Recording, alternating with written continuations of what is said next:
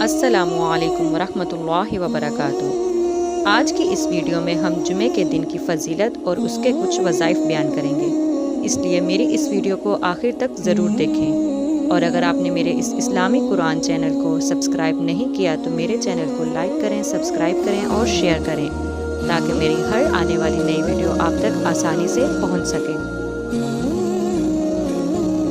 جمعۃ المبارک۔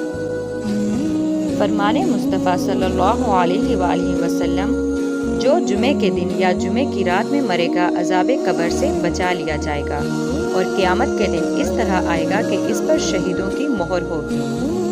رسول اللہ صلی اللہ علیہ وآلہ وسلم نے فرمایا، جمعے کے دن غسل کرنا ہر بالغ مسلمان پر واجب ہے، اور یہ کہ وہ مسواک کرے، اور اگر خوشبو میسر دستیاب ہو تو وہ بھی لگائے۔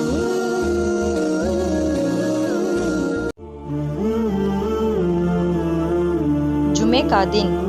رسول اللہ صلی اللہ علیہ وآلہ وسلم کا فرمانے ہے کہ جمعے کا دن تمام دنوں کا سردار ہے، اور اللہ غزوہ جل کے نزدیک سب سے بڑا ہے، اور وہ اللہ غزوہ جل کے نزدیک عید الاضحیٰ اور عید الفطر سے بڑا ہے۔ اس میں 5 خصلتیں ہیں۔ نمبر 1، اللہ تعالیٰ نے اسی میں آدم علیہ السلام کو پیدا کیا۔ نمبر 2، اسی میں زمین پر انہیں اتارا۔ نمبر 3، اسی میں انہیں وفات دی۔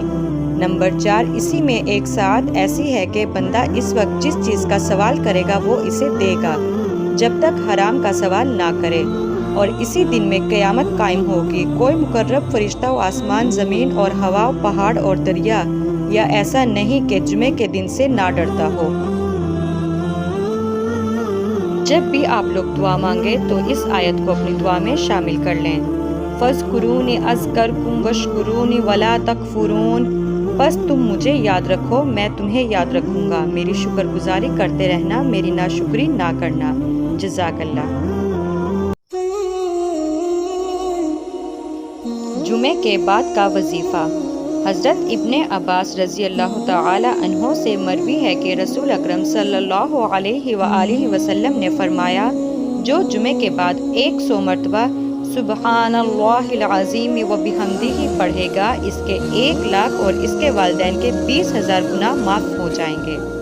سبحان اللہ۔ یا بصیرو، جو کوئی نماز جمعہ سے پہلے یا بعد میں 100 مرتبہ پڑھے گا، اللہ تعالیٰ اس کی نگاہ میں انشاءاللہ روشنی اور دل میں نور پیدا فرما دے گا، اور سائے اقوال و اعمال کی توفیق عطا فرمائے گا۔